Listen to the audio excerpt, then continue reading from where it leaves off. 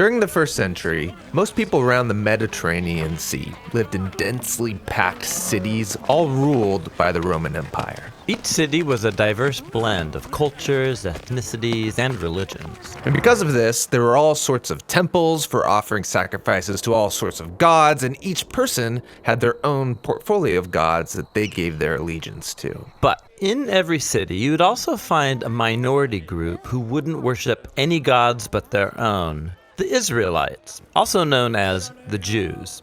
They claimed that their God was the one true creator and king of the world. Now, all these cities were connected by a network of roads built by the Roman Empire, and so it was easy to move around, to do business, and even spread new ideas. Now, one person familiar with these roads was the Apostle Paul. He spent the second half of his life traveling from city to city, announcing that Israel's God had appointed a new king over the nations. This king wasn't like anyone who'd come before. Right. Most kings rule with aggression or power, but this new king rules with self-sacrifice and love. His name is Jesus, and Paul is his herald, who's inviting all people to live under this king's rule.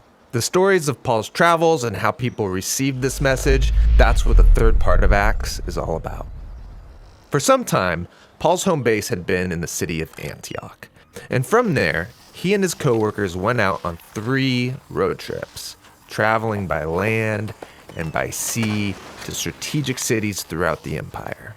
In each city, Paul's custom was to go first to the Jewish synagogue where his people gathered. He'd start teaching and showing how the Messianic king promised in the Hebrew scriptures is Jesus of Nazareth. And some believed this news, others didn't, and still others thought this message was so misleading and dangerous, they would incite riots to kick Paul out of town. And so that's when Paul would take to the bustling city marketplace. He would set up shop there to make and sell leather tents to cover his travel expenses. And here, Paul kept sharing the news about the risen King Jesus with anybody who would listen.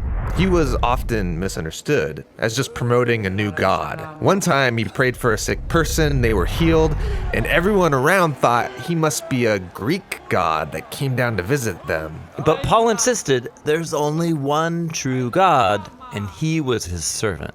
This message often stirred up opposition and more riots, and he got beaten, even thrown in jail. Why such a strong reaction? Well, the worship of the gods held together Roman culture. They believed the gods kept their cities safe, and the temple worship of the gods was a huge part of their economy. Paul wasn't just adding Jesus as a new god to the list, he was saying all other gods are powerless, even a sham. So he's undermining their way of life. Yes, and more than that. When Paul announced Jesus as a new king, he would call him Lord or Son of God, the very titles people used to refer to the emperor of Rome. So Paul's message could easily be heard as a threat against the entire political order.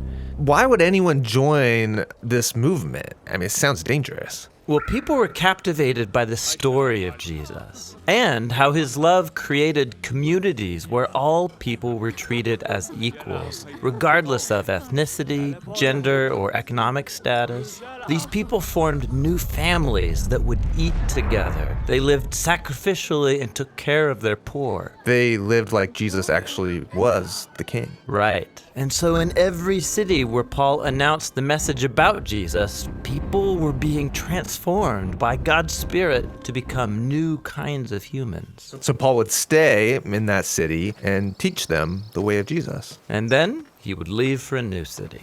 This was a difficult life. Paul had to endure a lot of pain and a lot of suffering. Yeah, and he did so because he believed that his own hardships were a reenactment of Jesus' suffering and death for others. He said it was God's own love that drove him to share the story of Jesus no matter the cost. After his third road trip, Paul's reputation had grown. He had made many new friends, but had also made many new enemies that he would be wise to avoid. But Paul didn't avoid them. His next stop was Jerusalem, a city full of people who wanted him arrested, even dead. And so why he goes to Jerusalem and what happens when he gets there, that's what the final section of Acts is all about.